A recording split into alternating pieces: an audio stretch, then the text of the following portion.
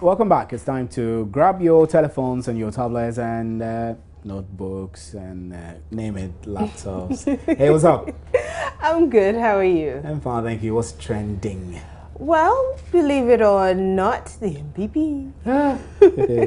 Right, so I won't take much of your time. Let's. How kind of you, Stephen. Yes, you look good though. Thank you. So, the news day has turned out to be quite an interesting one, still dominated by MPP issues. We will be taking your views on that. Now, this all started with acid. So we experimented with the corrosive substance and we want to know if you have any experiences to share. And how much would you want to be paid to be a guinea pig, wait for it, for Ebola test trials?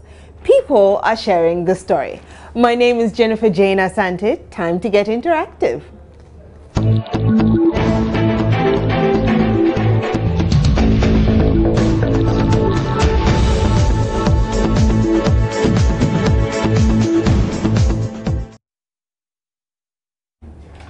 I told you it was time to get interactive. Now I'm telling you how you can do it.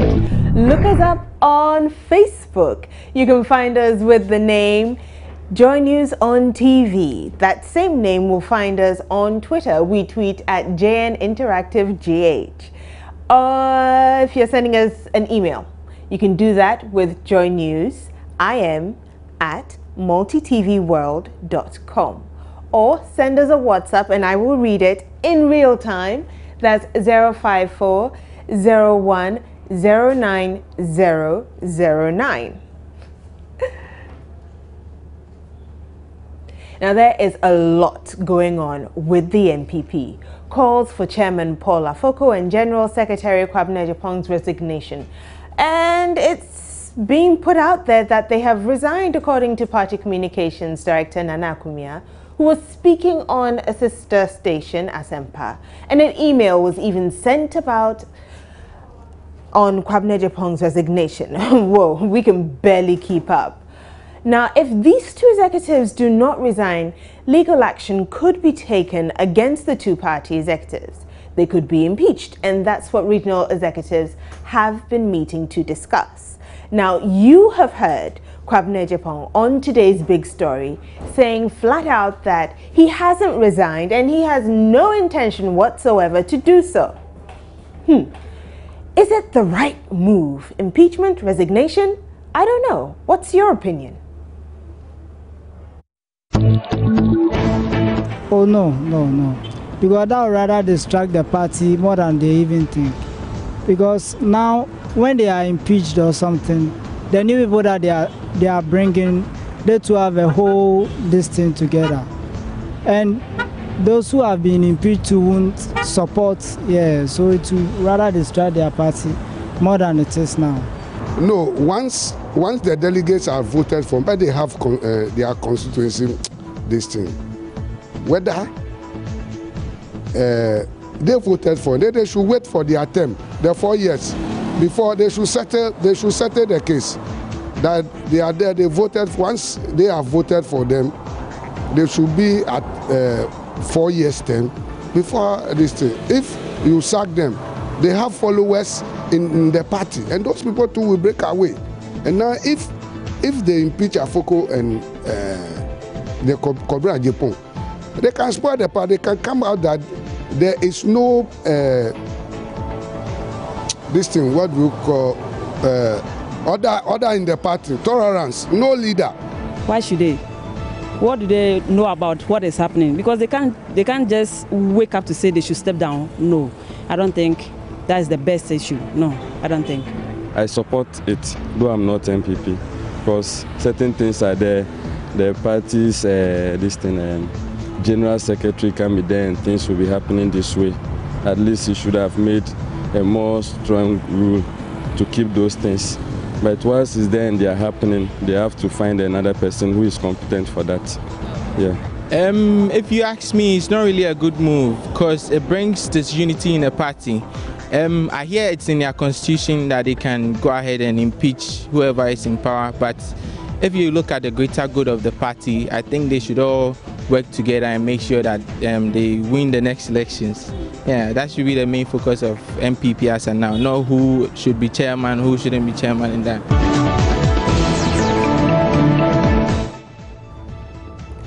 Well, that was the man on the street. Let's find out what the man on WhatsApp has to say. I have Haruna Rafiq, who says, if I were the duo, I would honorably resign rather than waiting to be told. Okay. I also have a couple more coming in. This one says, in fact, MPP as a political party must be up and doing in order to find a lasting solution to the predicaments in the party amicably. According to Martin Luther King Jr., we must live together as brothers or perish together as fools. Therefore, we must come together in order to overcome all these problems. And that's from Abdullah Abdul Razak in Tamale.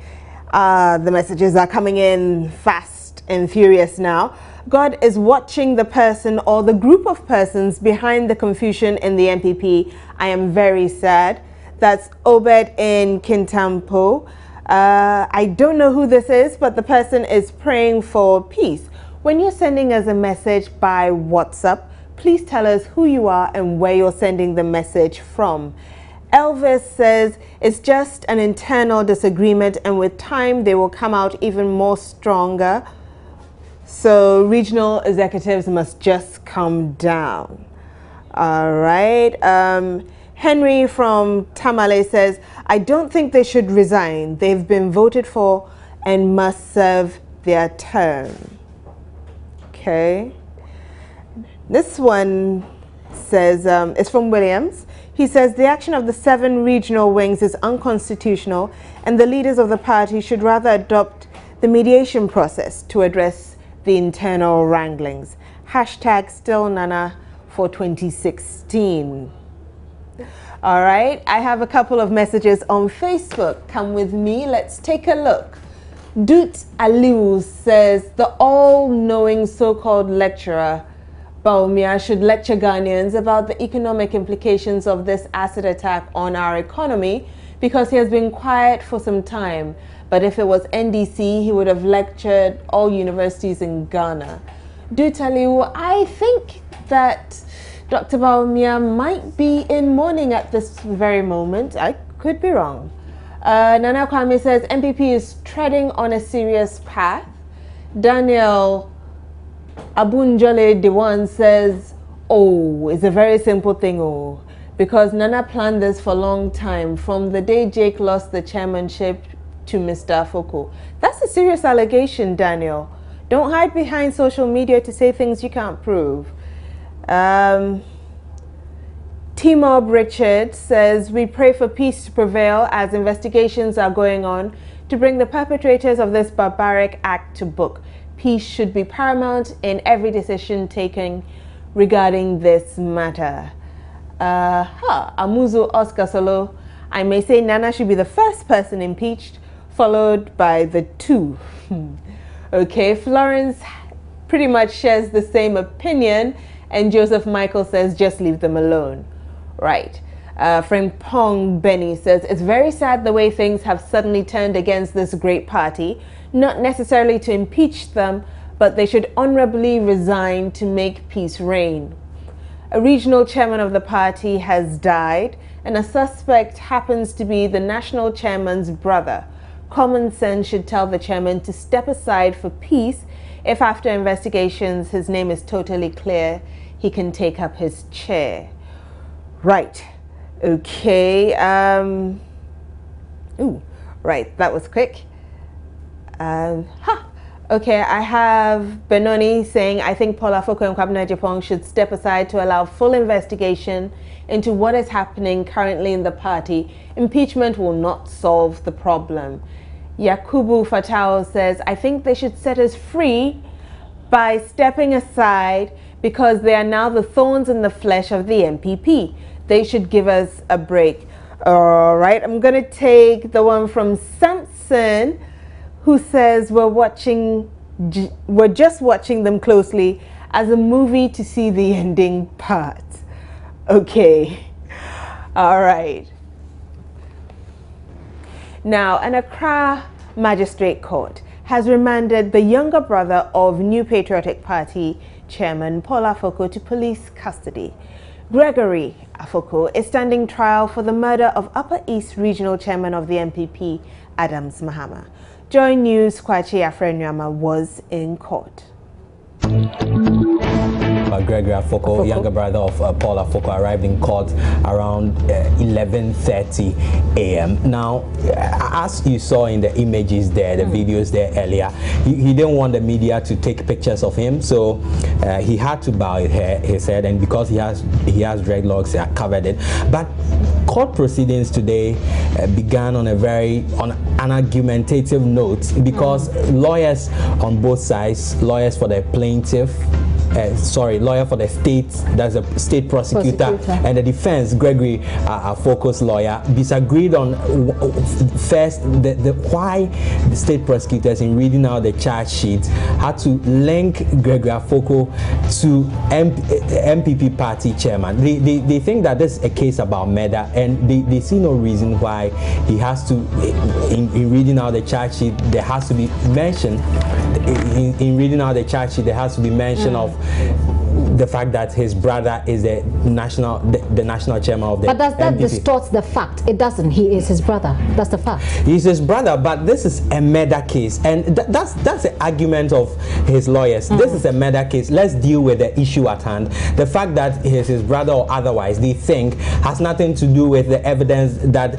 the state prosecutors say that they have. So they went on with this for about 6 minutes, and later on there was an argument also about whether or not he should be granted bail. As you may know, murder is a non-bailable offense, but his lawyers insist that the state doesn't have enough evidence against their client. A quick comment coming in from Seidu Jesse in Tamale says, please, Gregory should be dealt with accordingly. We need justice. Now, you know, all of this started, or should I say it escalated, with news of an acid attack. In an earlier report, my colleague Kwete Nate revealed how easy it is to come by the corrosive substance. As a follow-up, Kwete has done an experiment to demonstrate how destructive the substance can be. Right here in my hand is acid, the harmful and dreaded chemical. We just had it here at Obosokai, and we'll be demonstrating how dangerous this chemical is.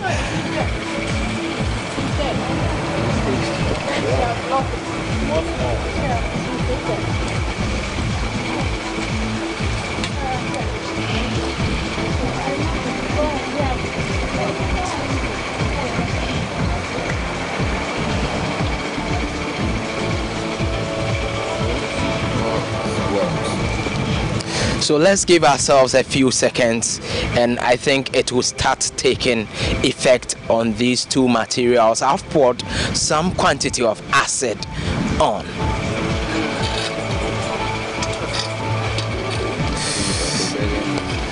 So I see this material having been destroyed beyond repair. I see some gas emanating from the material as well, and on the shoes, so I can see a hole in the material I'm currently holding.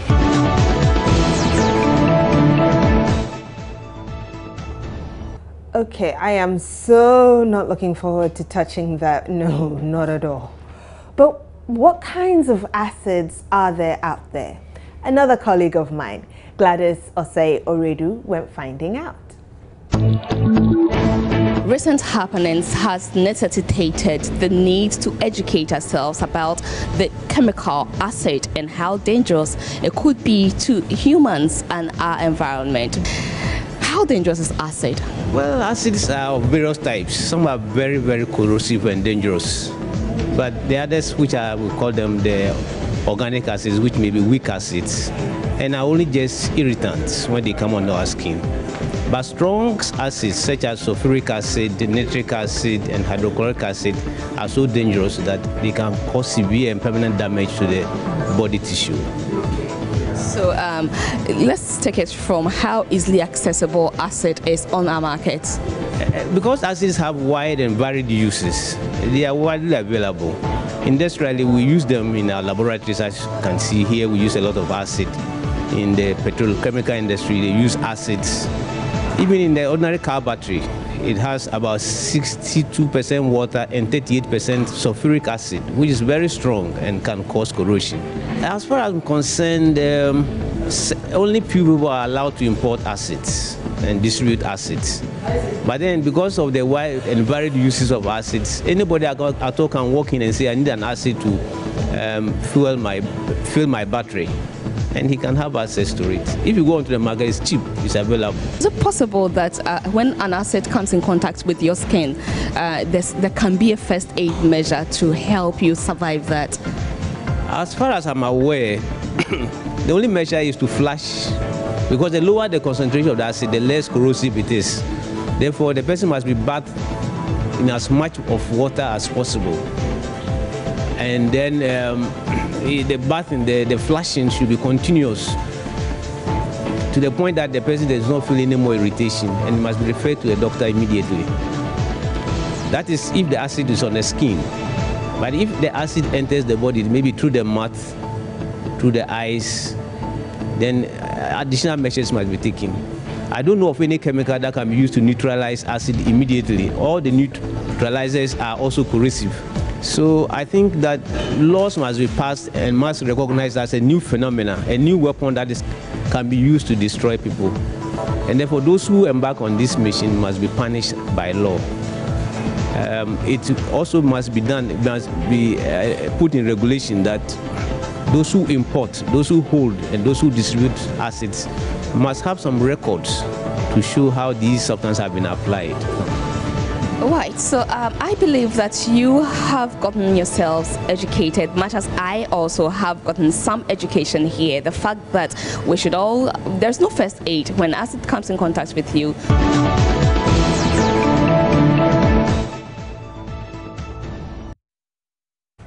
So you heard what was said there. If you do get touched by acid, as much water as possible until the irritation is gone. We asked what your experiences with acid were on Facebook, and this is what you said. All right. We also asked you why you would think someone would contemplate an acid attack, and Joshua Asiedu started off with, my contact with acid was the one in my car battery. People usually use acid on people to warn them and not necessarily to kill them. As we all know, a knife might kill a person, a gun can also do the same. So people tend to use acid, which can cause dangerous skin problems. Also, it's quite easy to come by. Noah, God knows, Billy says acid is not something to play with at all. If you want to test the reaction to acid, just put a metal in it for some few seconds. God knows, Billy, you sound like you've done it before. I wonder why. Mohammed Achro Damongo says, it's not even good to talk about acid because it will educate the criminals more on how to use it.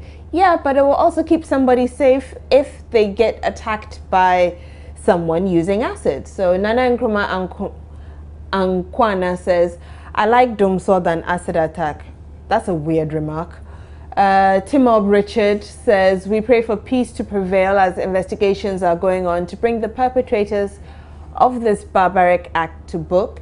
And Amadou Benjamin says, I expect the so-called celebrities to hold a vigil about acid next. Okay, keep on hoping. Well, when we come back, I'll be asking you how much you would be willing to take to be a guinea pig.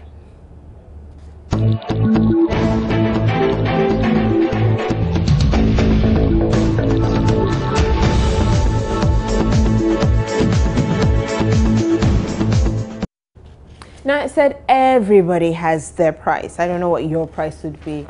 I'm thinking maybe a gazillion dollars might be mine. I don't know.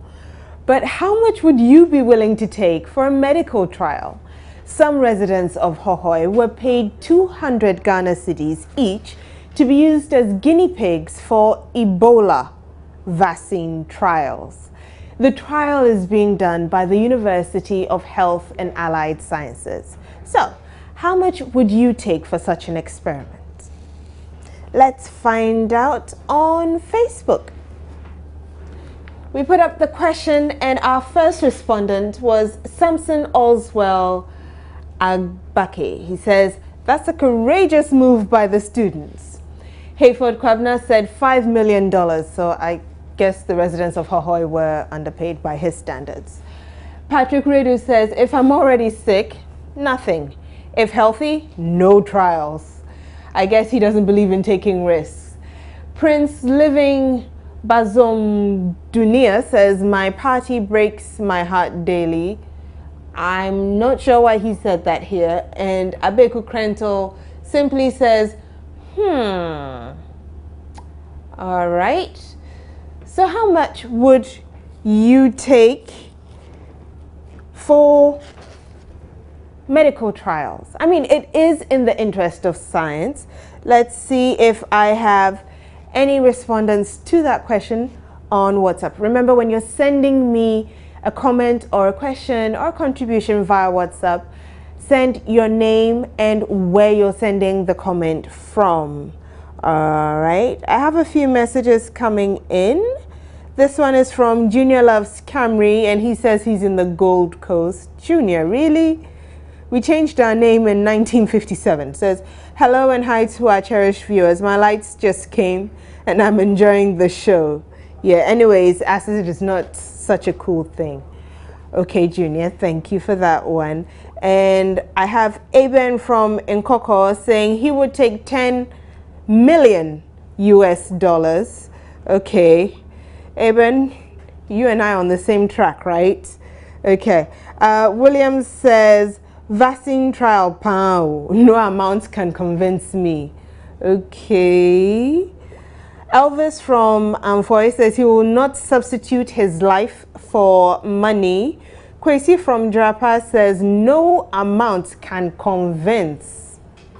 And I'll take one more and then we'll go to our video for the day. That's 300 Ghana cedis from David Oblogo. I still have messages coming in, but let's find out what our video for the day is all about.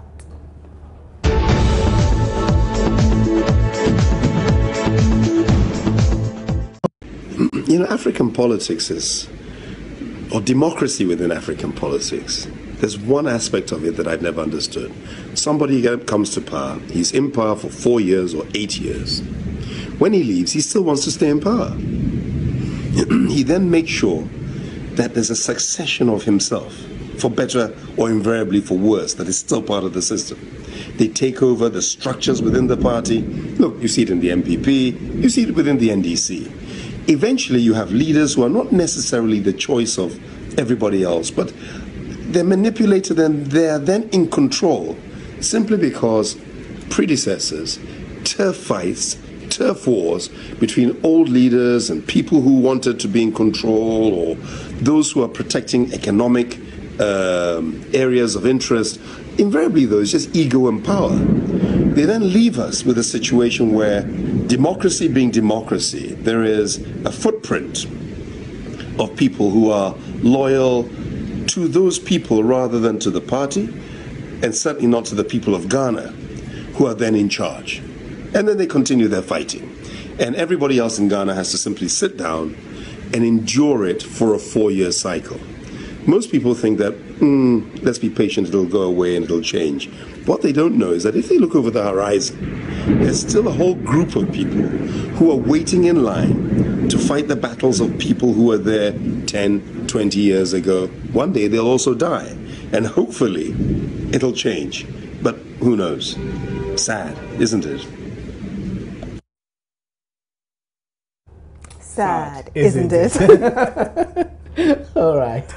Well, I have a comment on the video of the day. Says, thanks for reading his comment. Mrs. loves Camry. So Junior loves Camry has a Mrs. and she sent that one. And she says, anyway, it's nice to see Mr. Herbert Mensah again. All right, nice to see Mr. Herbert Mensah again. My name is Stephen Enti. My name is Jennifer Jane Asante. Are we done? Yes, we're done. Thanks for staying with us. Enjoy the rest of our programs. Good evening. You should have said what you wanted to say, so I say it for you. I won't say it. Let's go. The show's over.